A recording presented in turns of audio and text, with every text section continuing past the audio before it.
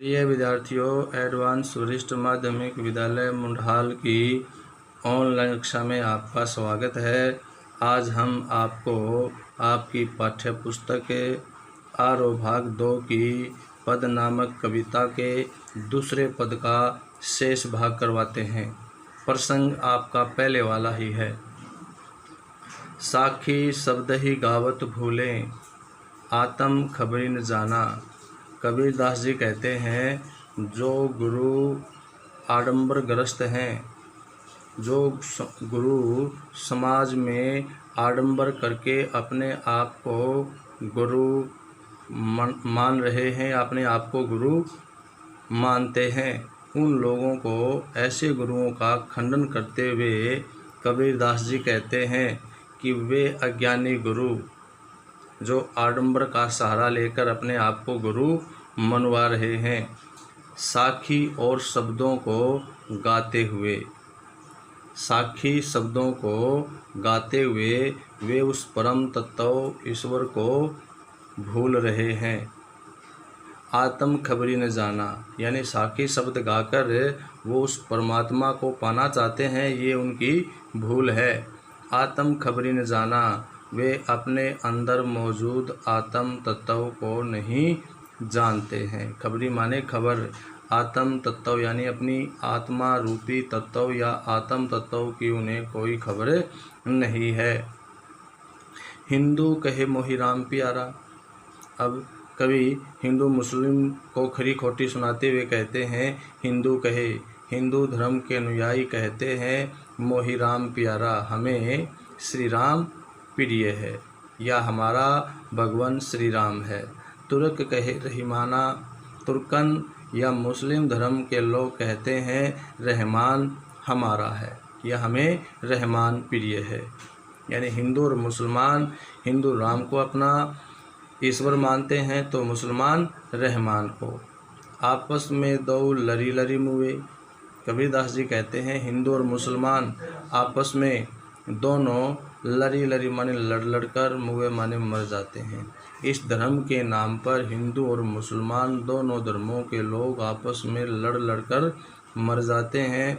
मरम ने काहू जाना, मरम माने रहस्य, काहू माने किसी ने, न माने नहीं, जाना माने जानता, लेकिन इस रहस्य को कोई नहीं जानता कि ईश्वर एक है।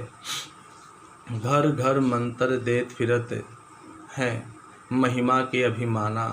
कबीरदास जी कहते हैं कि ऐसे गुरु, ऐसे अज्ञानी गुरु जो आडंबरों से ग्रस्त हैं, ऐसे गुरु अपनी इस महिमा के गर्व से, अपनी इस महिमा के ज्ञान से, के गर्व से घर घर जाकर लोगों को मंत्र देते रहते हैं। यानी आडंबर से ग्रस्त गुरु अपने इस ज्ञान के गर्व से या घमंड के कारण घर घर जाकर लोगों को मंत्र देते रहते हैं। गुरु के सहित सीखे सब बूढ़े। कबीरदास जी कहते हैं, ऐसे अज्ञानी गुरुओं के शिष्य, ऐसे अज्ञानी गुरु और उनके शिष्य क्या हो जाते हैं? गुरु के सहित, गुरु सहित, शिष्य माने शिष्य, सब बूढ़े माने डूब जाते हैं। बूढ़े का अर्थ डूबना। कबीरदास जी कहते हैं, ऐसे अज्ञानी गुरु और उन अज्ञानी गुरुओं के शिष्य सब क्या हो जाते हैं? डूब जाते हैं। अंत काल पछताना, और अंत समय में उन्हें पछताना ही पड़ता है। कहे कबीर सुनो हो संतो, ये सब भ्रम भुलाना।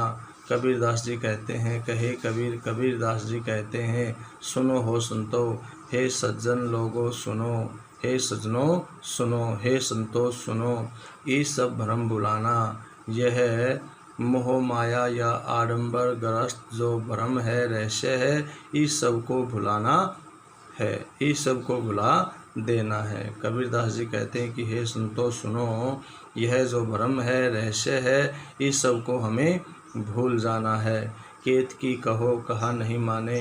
कबीरदास जी कहते हैं, केतकी किसी को कहो केतकी कहो कितना ही कहो, कहा नहीं माने कोई किसी का कहा नहीं मानता है। कबीरदास जी कहते हैं कि संसार के लोगों को कितना कहो कोई किसी की का कहा हुआ नहीं मानता। सहजे सहज समाना, सहजे ये ईश्वर तो सहज माने समान रूप से, समाना माने समाया हुआ है। ये ईश्वर तो निर्गुण ईश्वर तो हर कण कण में सहज रूप से समाया हुआ है। तो आपको ये कविता का सरला अच्छी तरह समझ में आया होगा। तो इसका भाव क्या निकलता है, इस पद के माध्यम से कबीरदास जी ने स्पष्ट किया है, आत्म तत्व पर बल देते हुए यह स्पष्ट किया है कि आत्म तत्व को पहचानना और बाह्य आडंबरों का खंडन किया है।